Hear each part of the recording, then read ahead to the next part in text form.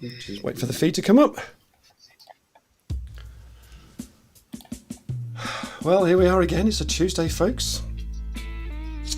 And Leaders Live. Just got our new groovy 1 minute countdown timer thingamy-bob. Actually, I put it on last week, but still new. Still showing off with it. It's very nice.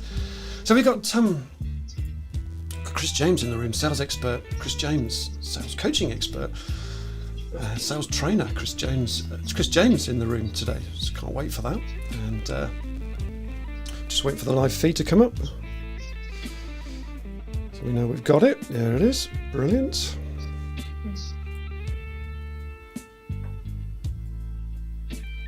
There we go. Super.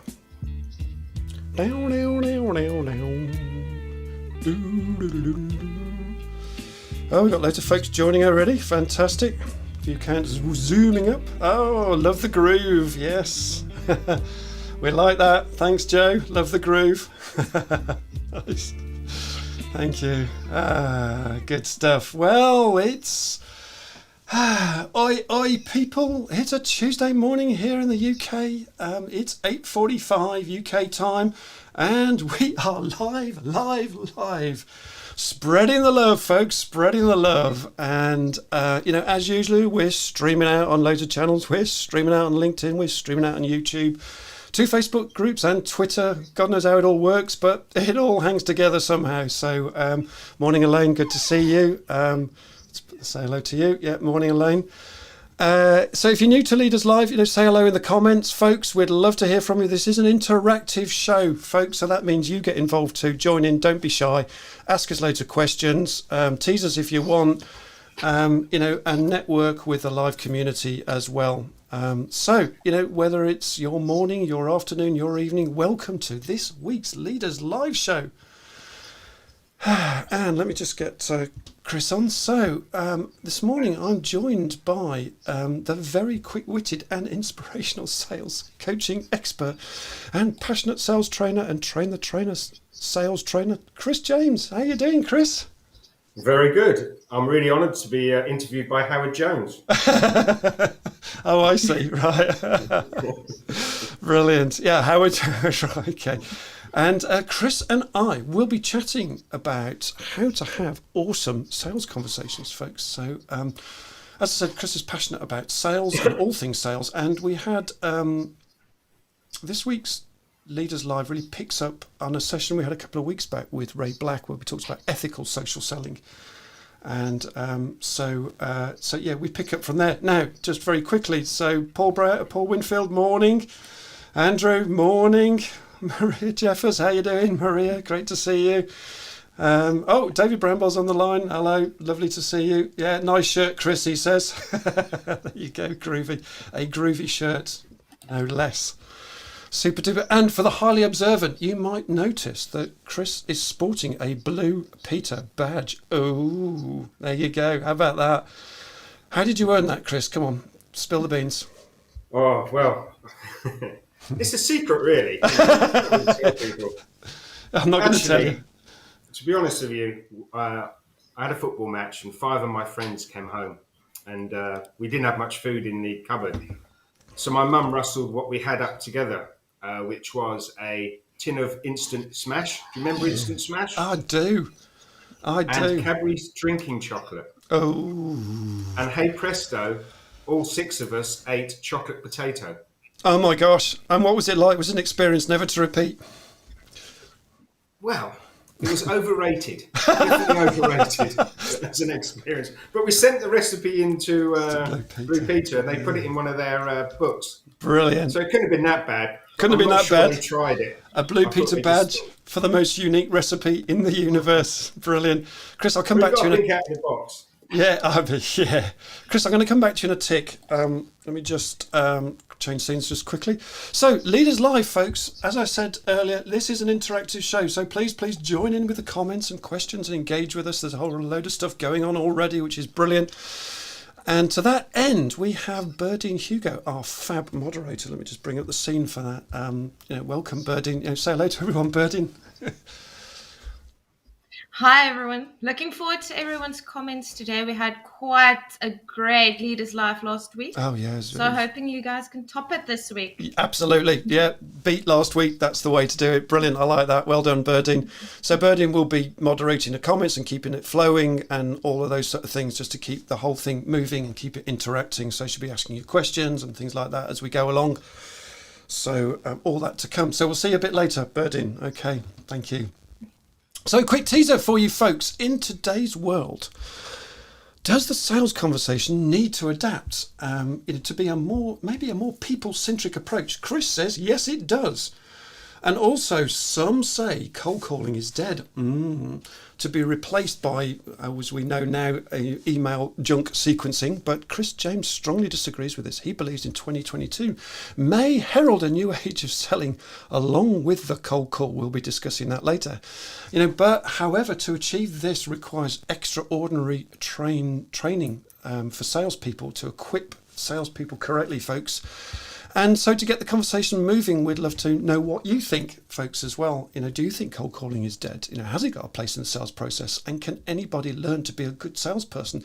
Is it a talent or is it training? Well, we'll find out more. So Berdine's going to add these in the comments, so please interact with us on the show. As I said, don't be shy. And today we'll be exploring what's trending in sales right now, and we'll be looking at, maybe what sales looks like in the future. We'll be looking at is sales success less about the numbers, the skills and the techniques, and more about coaching to being authentic and coaching to be people-focused and more ethical in putting yourself in your customer's shoes? We'll find out more. And to script or not to script is the question. Do we still need those sales scripts? We'll be talking about that and a whole lot more. Chris will spill all the beans on all of these things and hopefully answer all your questions as we go along. So put it all together, folks. What have we got? Bibbidi bobbidi boo. I love that. Okay, so let's just quickly get. I love this screen. Took us ages to get this screen to work, but so if you don't know me, I'm Andrew Jenkins. Smash those likes and those thumbs up too, folks. We'd love to. We really appreciate that. Keeps us motivated as we're going along, just to see those thumbs up trickling up the screen. And please subscribe to my YouTube channel. Really want you to do that. Berdine will put the link in the channel. In the feed, and I've already added it into the LinkedIn thread, but Berdine will just add it in again. Please do that while you're on, and let us know if our audio is coming across too. So there we go. So yeah, back to you, Chris. So just before we begin, let's give you a round of applause. Thanks, folks. Yes, thanks over there. Thank you. We probably need that a bit louder, actually. Let's go big.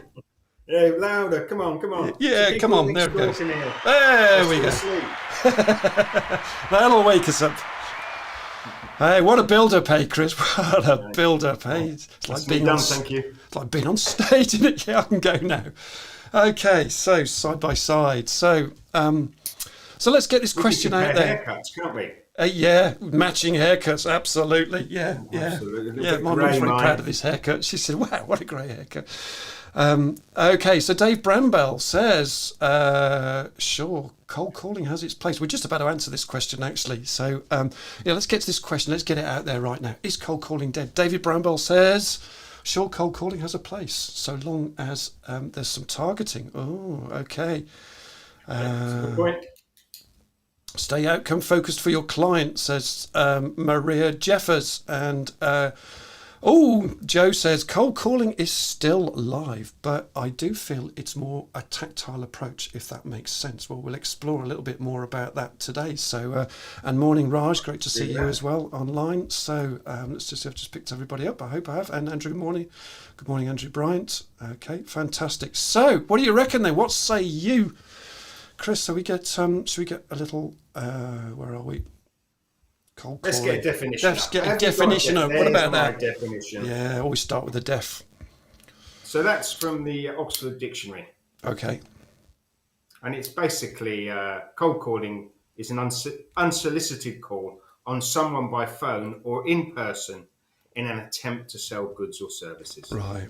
Okie dokie. That's what cold calling is. But generally nowadays, due to laws against door-to-door selling, B2C has changed dramatically, and B2B with the COVID, it's changed dramatically as well. So really, we're looking today at cold calling as in using the phone.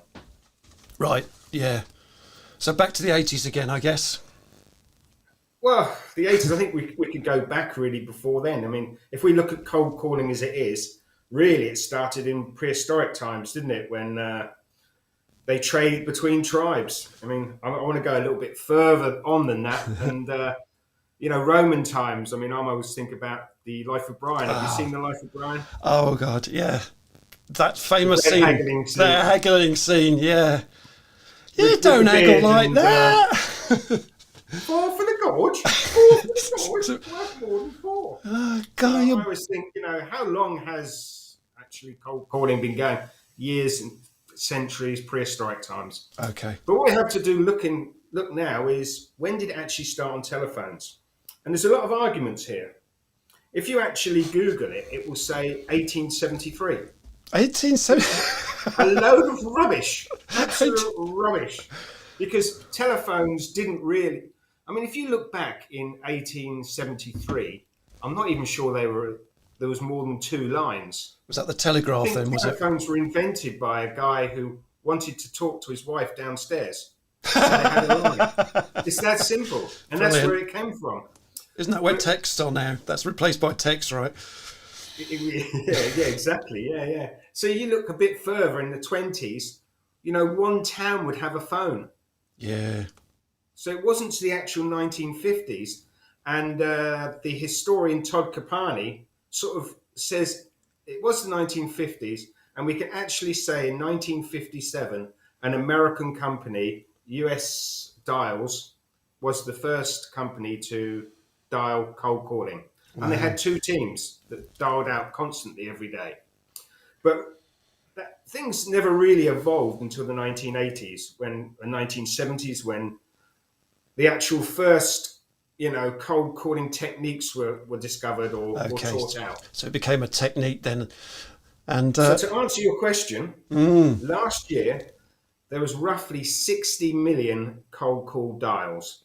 60 million. Of which 3 million conversations were had. Wow. So it's certainly not dead. Certainly not dead. And talking about to a lot of criticism in that, because there's so much spam and so much poor. That's right. People feel intrusive. But really, B2B cold calling is alive and kicking. Alive and kicking, I like that. And I love that the reference to making telephone calls from a telephone box. And you've got one of those in your room right now, right next to you. Yeah. Is that where you make your cold calls from, just to have interest? No, she who must be obeyed said to me, I want something different for my birthday. Okay. And that's what happened, was it? There you have it. Enjoy. Brilliant. There you have it. Okay. Yeah, brilliant. What's to do with that? Stick your books in it. Oh, it's brilliant. Oh, it's great. It's got loads of things in there. Got your books in there, as you said. So fantastic. Birdine, what's going on in the chat? What are you picking up so far? So far, there's not a lot going on. But David said it's going to be an absolute nightmare sweeping up all of that confetti that you're putting out there, Andrew. Brilliant. Yeah, very true, David. Yeah, I like that. Yeah. And Laura Hale says... And Laurie said she's so sorry for all of the cold calls. Cold calls. So, Laura, you must be a cold caller, I guess. Okay. Love the telephone box, says Joe. Is that right? Right. Yes. And then David said 60 million calls, 3 million conversations. Did I get that right? Yeah, you did. Yes, I think you did, David. Is that right? I think so. Yeah.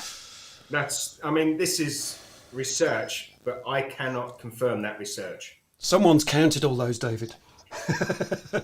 Spent their entire career counting 3 million calls. Brilliant. Okay, so it's an anecdotal research, I guess. So it shows you how hard it is to get a conversation. I mean, I read a report from Gong. I don't know if any of you have heard of Gong. Gong is they record your calls so you can coach in the call. And they determine that top salespeople, 1 in every 100 cold calls, they get a meaningful conversation. 1 in every 100, a meaningful conversation. So for someone who's just started, who's just been taught, they reckon it's 1 in 400. Now, obviously, it depends on the market you're calling into. Where I am at Verity, we do marketing. We're a marketing analytics platform. We have a product that people really need. So for us, it's a lot less. It's like 1 in 50. Okay, it's because you've refined it, right? But 1 in 100, 1% for an experienced sales rep. That's quite significant, isn't it? I guess. It just goes to show you've got to really spend time working on that. I'm guessing to get it right, to get the scripts right, etc., which we can talk about later. Yeah. So, Chris, as an experienced sales coach, tell us, what are the main issues you come across in sales conversations today? And in your opinion, does sales need to adapt? Tell us more. Well, I think I've been sales training now 12, 13 years, and the main issues are the same today as they've ever been. I'd say poor introductions. It sounds like the rep is bored. Hi, this is Chris calling from. Generic personalizations. In fact, I've written one down here. Someone got a letter the other day. Hey, Chris, I was thrilled to see your LinkedIn profile. Yeah. Some amazing work you've done, but notice that you haven't done this. So it's not properly personalized. It's a big generic thing. Not asking the rep not asking the person for permission to carry on. The words have changed, like Sander used upfront contract, but really permission selling. Okay. Value pukes. And one of the things that really gets me was when they just splurt out all their value. Right. So hello, my name's Chris. I'm calling from Trained a Sales Trainer. We work with blah, blah, blah, blah, blah. We're able to do blah, blah, blah, blah. I just want to tell you about this, and this. And the other person's going, please go away. Please go away. Yeah. And I think, for me, what really winds me up is poor memory objection techniques. So what they do is they learn off by heart a objection technique. Let's say feel, felt, found. Now, if anyone still uses feel, felt, found, then God bless you. But basically, you could any subject. I totally understand how you feel. Okay. A lot of my customers have felt that way, but when they found out that we do this, that, and the other, they changed their mind. So I'd just like to spend 10 to 15 minutes talking with you next Tuesday or Thursday. How does that sound? Yeah. And what we've got there is we, the company, and not the needs of the person. You. Right. Because they haven't listened to the person. So it's all on send, right? Yeah. And another thing is push closing when the customer's not ready. The same close. I mean, you've heard them all the time. So do you want to go ahead with this? How about Tuesday or Thursday? Yeah. A double bind. I like to give them a choice when I'm training, push or pull. Yeah. So a pull technique would be you do a rephrase. So, John, what you've said is you like this, you like that, you like that. What do you want to do next? It's not what I want to do next. It's what you want to do next. And that's the big difference. We've got to get away from this, sales, we've got to sell. Salespeople have tried everything over the years to start conversations. And the reality is they're outcome calls and not customer obsessed. Outcome. Right. So Carol, really, I know I'm talking a lot, I know, sorry. No, carry on. You need to let go of expectations, let go of assumptions, and instead create an environment where prospects feel comfortable giving you the truth, or if they have a problem, are open to discussing what you could do to potentially help them. Yeah. Because reality is, guys, when you put trust before your transactions and you detach, you get more truths. And the more truthful conversations you have, the more money you'll make. And the less time you'll spend chasing people, following up and hoping your deals in your pipeline are going to close. Yeah. You have to change your mindset from, I need to close this deal, to what can I do to improve the customer's experience. Right. Yeah, we're going to come on to mindset later, but I like that little ditty, and I like the fact that you talked about, look, one of the biggest failings is that you are concerned about your outcomes as the salesperson, not about the customer's requirements or problems, or you haven't really listened. You're just on send, right? I mean, I think we talked before on a different network of how we've experienced the mad sales manager. And the mad sales manager comes out onto the floor and he looks at the board, and the metrics are there. Joe's got 22 sales. Someone's got this over the week, and then he takes them all into the office, even though Joe's on 22 sales, and he screams and shouts and rants and raves, all about things he knows nothing about generally. And they all go back and they're all really upset. And it's a mindset. It's not about. And what that creates is a team of people whose sole responsibility is to close. That's always be closing instead of how can I help the customer? Always how be closing. Will the customer be different for working with me?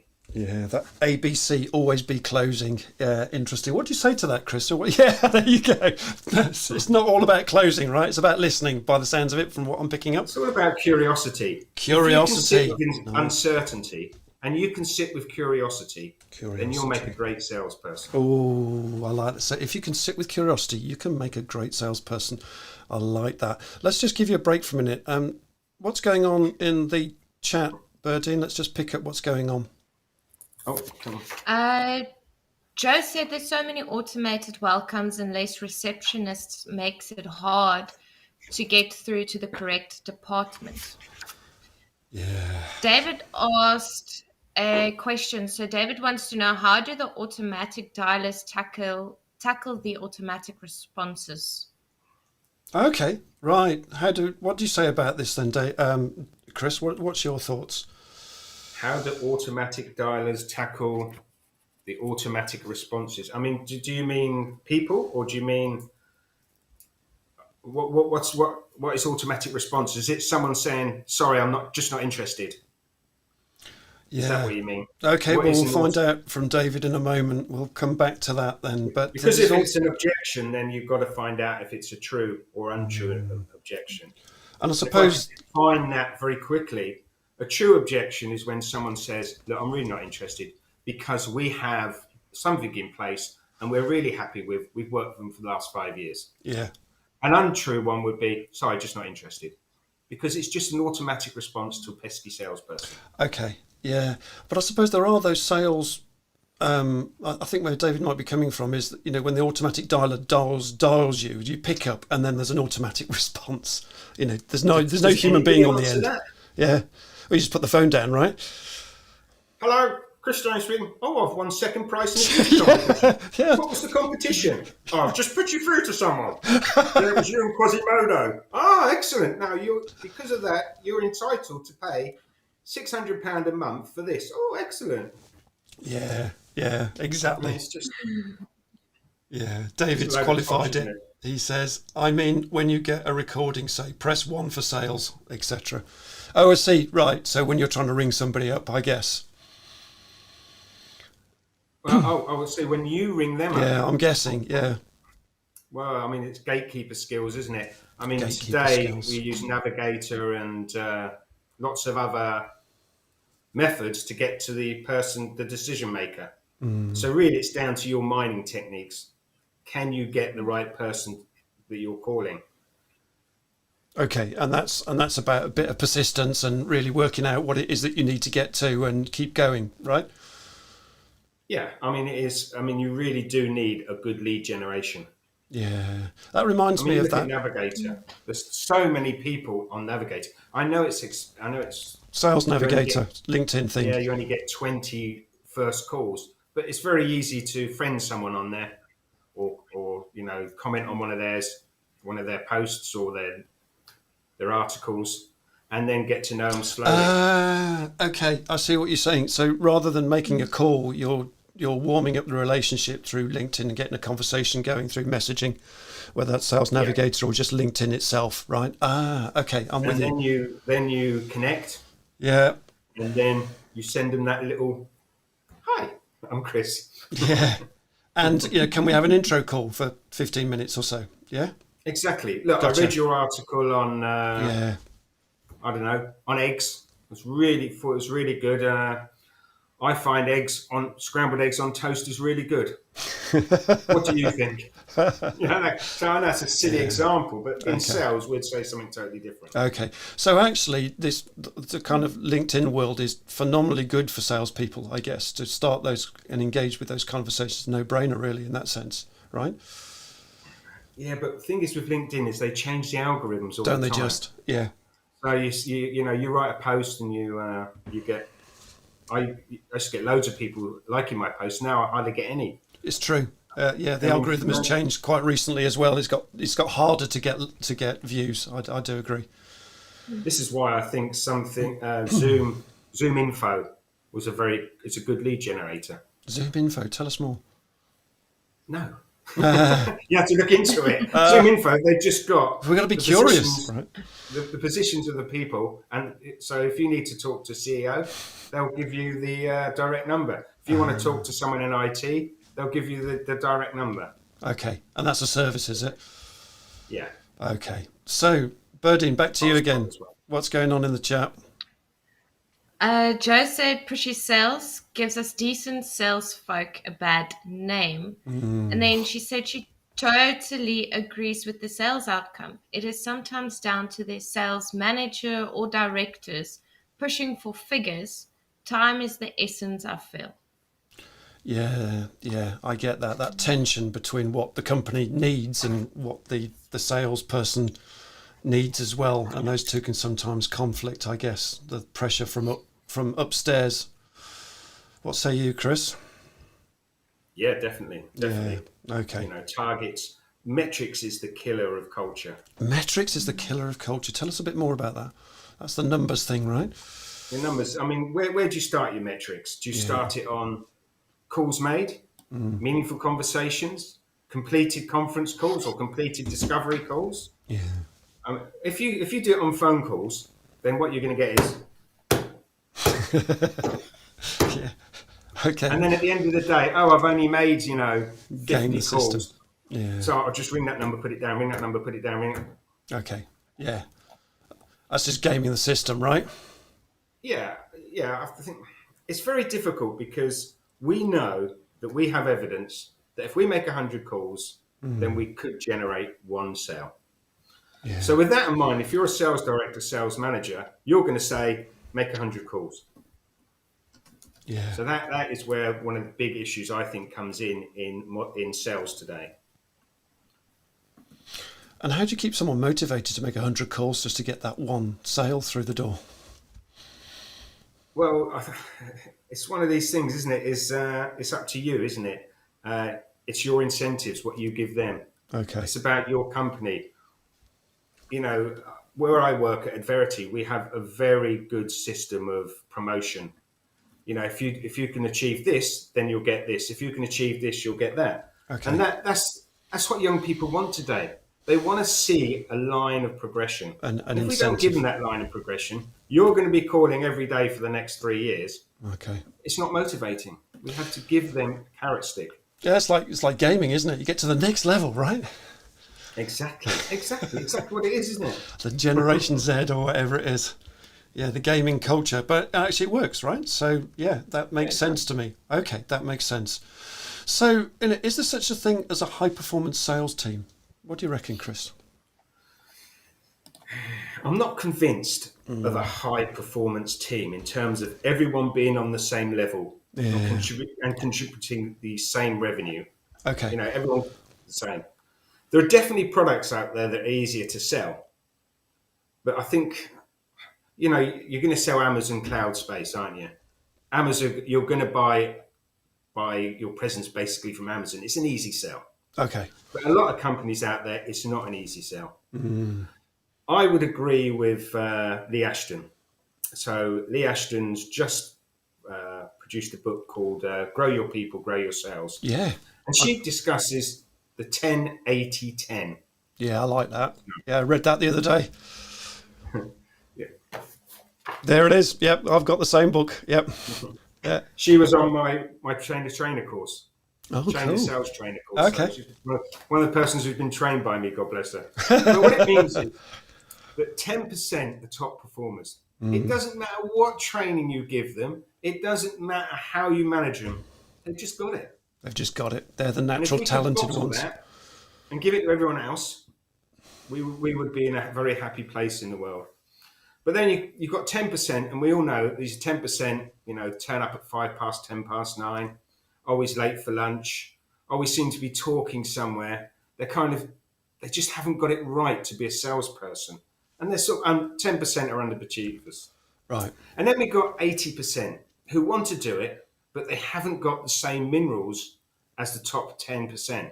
But they're dedicated to selling. They want to get on. They just haven't got that little bit more. And they can improve, right? Yeah. So I'd say 10, 80, 10. Okay. So that means that What do you think about 90% of your workforce can get there, right? Yeah. And through good coaching, definitely. Yeah. Through good coaching. Okay. Brilliant. I like that. Through good coaching, which we're going to come on to in a minute. Now, interesting, you mentioned Lee Ashton's book. I'm interviewing Lee on this very show in the next few weeks, sometime in February, folks. So look out for that, and we'll be discussing her book as well. So that's a second shout out for Lee. I'm sure she'll be delighted. Lee's very, very interesting person to talk to because she's into more the spiritual side, the mind. Yeah, I know. I read that at the end of her book. Brilliant. Yeah, I did. I really enjoyed that. Actually, great book. Really easy to read. So that's a useful resource for you. And we'll be chatting to her later. So we can later in the month of February, so we can sort that out then in book wise, etc. And so you mentioned mindset a few moments ago, and I want to talk about that. But just before we get there, let's just whiz back to Birding. What's going on in the comments? It seems like there's some bits and pieces going on here. Let's just pick these up before we move on. David said, "Not everything that counts can be counted, and not everything that can be counted counts." Oh, right. Okay. Yeah, that's a David Bramwell special. If it can be counted, it's real. If it can't be counted, then it's just opinion. Right. But I suppose it's counting the right thing as well, isn't it? I guess. What really counts. Yeah. Okay. Super. And what else is going on? Thank you. Okay. Then I asked the question of, can anyone learn to be a good salesperson? Is it talent or training? Okay. But David, just before that, said, if your conversation is 1 in 100, why not work on turning it to 2 in 100? Therefore, the sales guys need to make 50 calls that count rather than just scatter mentality. Yeah. You mentioned that earlier as well, didn't you, Chris? You can actually get it to 1 in 50 rather than 1 in 100, right? Which is exactly what David Wilkes is saying here. Morning, David, by the way, my mate David. Any more to add to that, Christopher? Okay, then Joe. No, I think it's a good fair comment. point. Yeah, okay. Yes. Joe responded to the question. She said, personally, I feel it's a good mixture of both, an ability to talk to people on their levels, ask questions, and listen is how I work. Yeah. Andrew also then said, I reckon to be a good salesperson, it has to be a bit of both. I'm still at training mode where I work, but I'm learning bit by bit, day by day. Yeah, yeah. And every day, in every way, you get better and better, right? Yeah. Yes. What say you, Chris? What about Andrew's comment?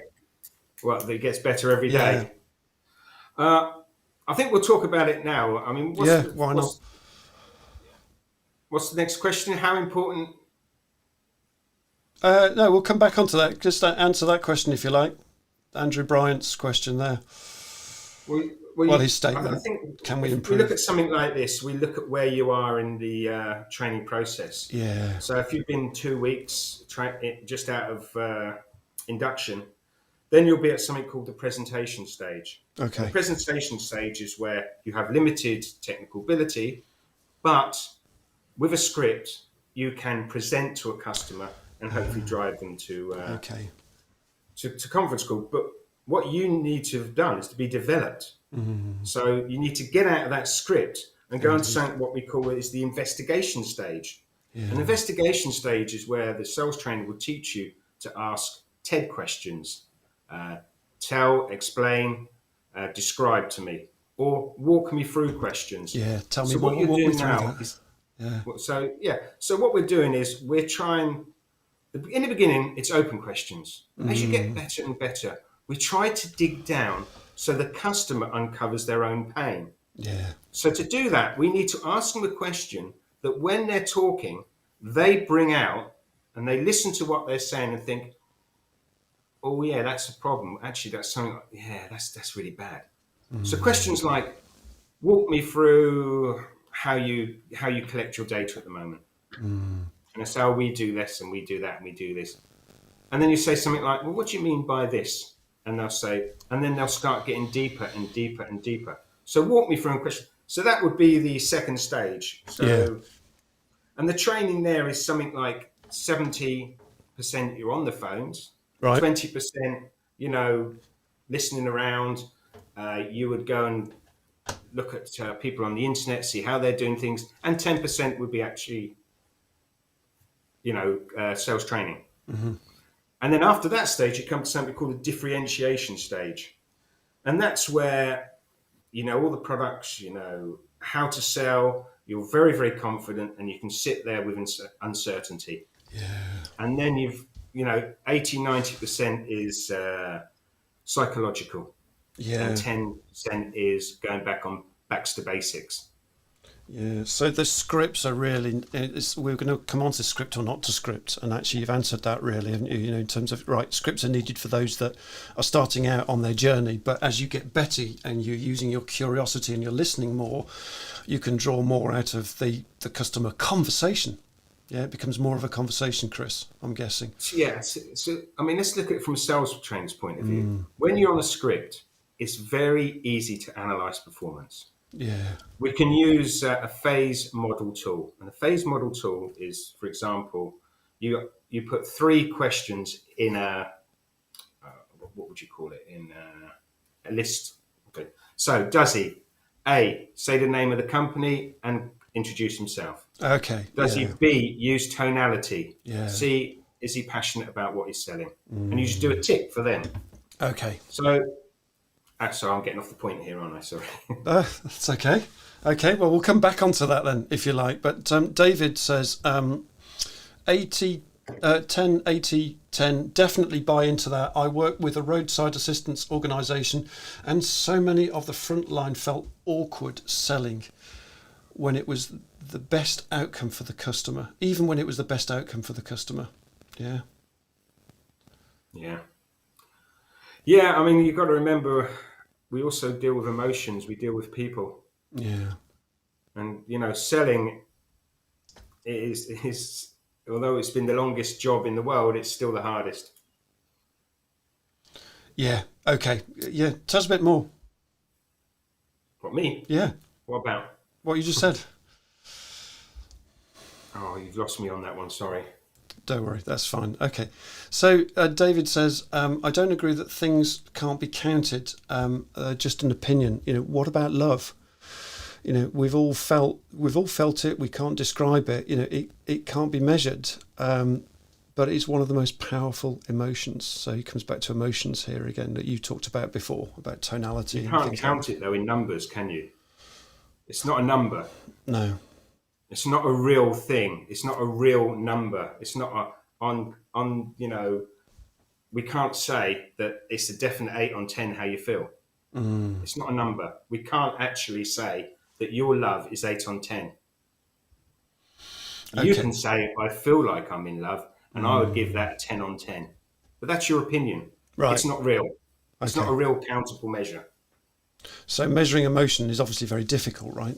But I suppose you can measure it through results. That do you get a sale in the end? Yeah, that's a countable, quantifiable number, isn't it? I've made 1 sale this week. And I suppose you can measure it in your criteria as well. Is there an emotion? Is there emotion in the call? Are you reflecting what the customer's emotions are? Or are you picking them up? Is there any emotion in this call, etc., etc. Depending on what you're selling, right? Good starting point, matching and mirroring. Yeah. Can you listen to the customer, and can you? I think that gets too complicated. I think when you take your personality out of the conversation to mimic the other person, then you're losing something of yourself. Right. Okay. So you're saying be more detached, right? Be more detached, yeah. Be more detached. Okay. So let's move on to this growth mindset that we were going to move on to earlier. You know, how important is that in a sales team these days and moving forward? I think it is the future of sales, really. Interesting. I think that what is a growth mindset is people believe that the most basic abilities can be developed through dedication and hard work. Right. That is a growth mindset. And I really think, growth mindset, we've got to see it in two ways. The sales leader and the person, the individual. So the sales leader or trainer needs to create environments where salespeople feel comfortable to step outside their comfort zone. Try new things and learn from their mistakes without fear of negative consequences. Yeah. And as I said before, metrics is the killer of experimenting. Strict rules, no thank you. So let's look at the individual. So, you've got to have that environment, but the days of salespeople thinking the sales manager or the sales trainer has all the answers has gone. We have young guys coming out of university, and you yourselves have probably experienced death by PowerPoint, poor sales training, generic sales training. Give me a break. The stuff that says nothing to you about your business. And I think we've got to realize we're living in, and we talked about this earlier, the age of Generation X, the gamer, the Googler. This generation know how to figure things out for themselves. Yeah. So they turn on the internet for inspiration. They become experts in themselves, right? Yeah. But then again, here lies a problem, doesn't it? Because there's a lot of rubbish out there. I mean, I already told you on the internet, you could find that cold calling by telephone came out in 1873. It's a load of tosh. And they all talk, and you look at objection handling, and they all say, it's I, me.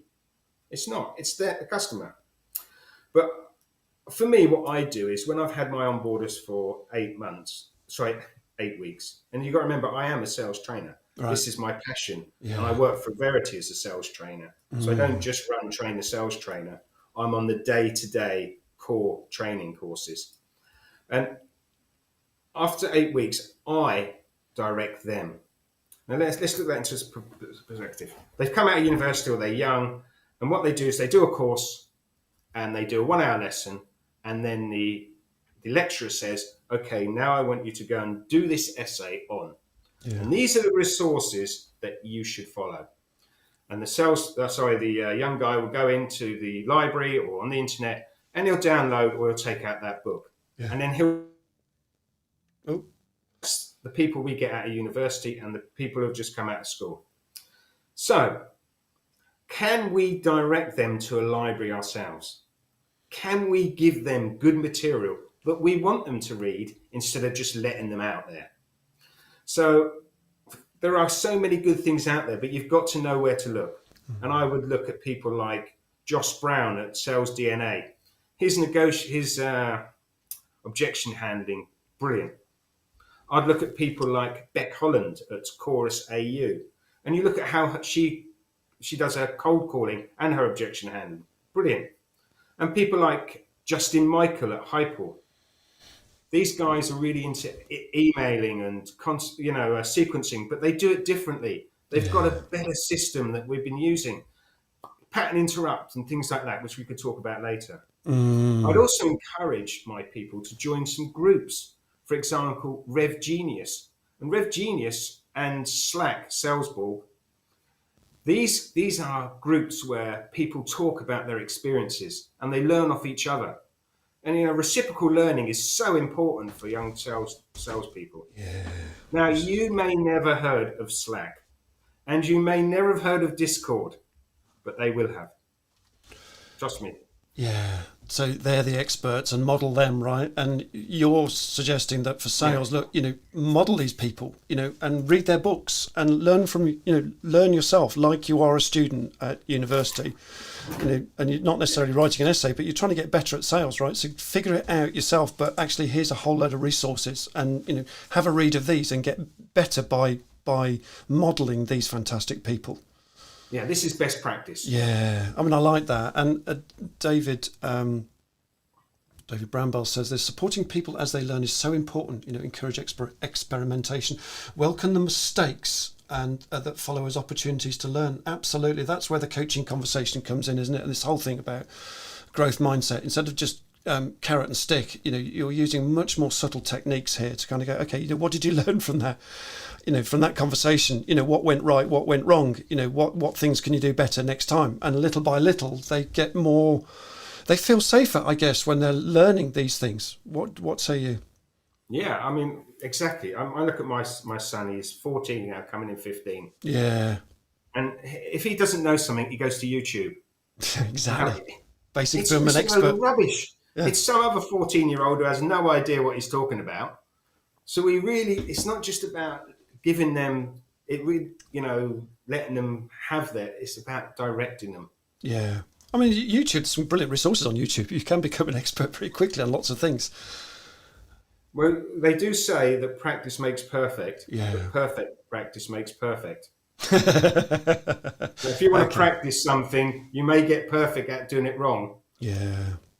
Yeah. And I guess, as a salesperson, I want to practice, my, I don't know, openness, say, for example. I'm going to practice these but I'm going to research, first of all, what are the best openers and what works and try it out for myself. Yeah. I think you've got a slide on that somewhere, haven't you? Openers. Let's have a look. How about that? So yeah, what you've got there really is what the main openers at the moment. Since 1980, 1970, some of these have been about. Right. How are you? And the latest one is how are you doing? So it's Chris calling from Verity. How are you doing today? And that sort of implies that you've had some sort of relationship before. Mm. So there's lots. We've put a couple of answers up there for you to have a read. So here is the kind of history of it. Did I catch you at a bad time is the second line. A pattern interrupt is the next one. Can I get 27 seconds of your time to share research? Mm. Why 27 seconds? Because it makes the customer go, what, 27 seconds? Whilst they're thinking, you've interrupted their thought. Mm. Now, since 1980s, people have been saying, my name's Chris, I'm calling from how are you? So if someone calls up and says, hi, my name's how you been? I say, yeah, fine. Look, this is a sales call. Yeah. It's up to you. You can either take it, throw the dice, but all I need is 27 seconds of your time. How does that sound? Does that sound fair? Yeah. Are you feeling lucky, punk? Are you feeling lucky, punk? Yeah. Very good. Okay. So talk us through an ideal opening first and second line then, Chris. I think you've just done that, but just reinforce that for us. So what would a first line look like as an ideal and then followed by a decent second line? It all depends on the reaction of the customer. Right. Is there a perfect first or second line? No. We need to adapt in uncertainty. We need to sit with uncertainty. Right. Okay. But I would say, hi, my name's Chris. I'm calling Verity. How have you been? Yeah. And they'll say, fine. Look, how's your day going? No. I'll be honest with you. Or maybe, can I take 27 seconds of your time to explain what we do? But the most popular one, and the one that people use more and more and more, is the third-party pitch. So, hey, Andy, we've worked with ABC, where we're able to do EFG, and they found, and what we were, that kind of thing, third-party pitch. Okay, with some real evidence-based, we work with these people, we do these things, is that of interest to you? Can we take the discussion further? Yeah, for example, we work with IKEA, where we're able to sell them boxes that actually fit and parts that fit. Nice. How does that sound? Yeah. Is that something relevant to you? Okay. All right. Okay. I get you. Thank you. Okay. So, and then just coming back onto reciprocal learning, Joe says this, reciprocal learning is great at any age. Yeah, absolutely. Yeah, I agree with that. It's rarely talked about in the world of sales training. I think it's too long a word. How would you describe it differently? Chris, how would you describe it differently? Is it just back and forth conversation? Is that how you describe learning it? From each other. Right. Let's say you're doing objection handling. You'd get them individually, then you'd get them into groups of 3. One would be the customer, one would be the prospect, and someone would listen, and they would learn off each other. So practice it, and just kick it about, and feel safe just practicing it until you get something that works. And the more you do that, the easier it becomes, right? Kind of. It's about communication with each other. Yeah. What did you think of that performance? Well, I thought it could have been improved by this. Role play. So they're learning off each other. Is there a role for role play in this? To get good sales, sort of feeling confident in yourself and role playing these things. And I think with role play is you have to understand how to role play. Now that sounds a silly thing, but how many people out there have ever heard of the coaching formula? Right, the GROW model you're thinking of? No, Okay. The coaching formula. No. So the coaching formula is a 7-step method of doing cold calling. Of doing role play. But basically, I mean, let's break it down because I don't want to go too. It is stop, demo, rehearsal, live. So when they're doing role play and you detect something that's wrong, stop it. Yeah. Then you as a person demonstrate best practice. Okay. Then you get them to demonstrate it slowly and confidently with the team. Okay. Or wherever they are. Then they rehearse it live. Well, not necessarily live in the beginning, but in an atmosphere where they can practice it. Give it another go from start to finish. And then you listen to it on the phones and see if what you have taught is actually embedded into that person. Okay, it starts to feel natural, right? I like that. So that's a way of teaching it. I like that. David, so many role plays. Sorry? So many role plays are not effective because people don't understand how to role play. Right. Okay. So break it down, get them to practice, pick out the bit that doesn't work, rehearse that, and then play it live, right?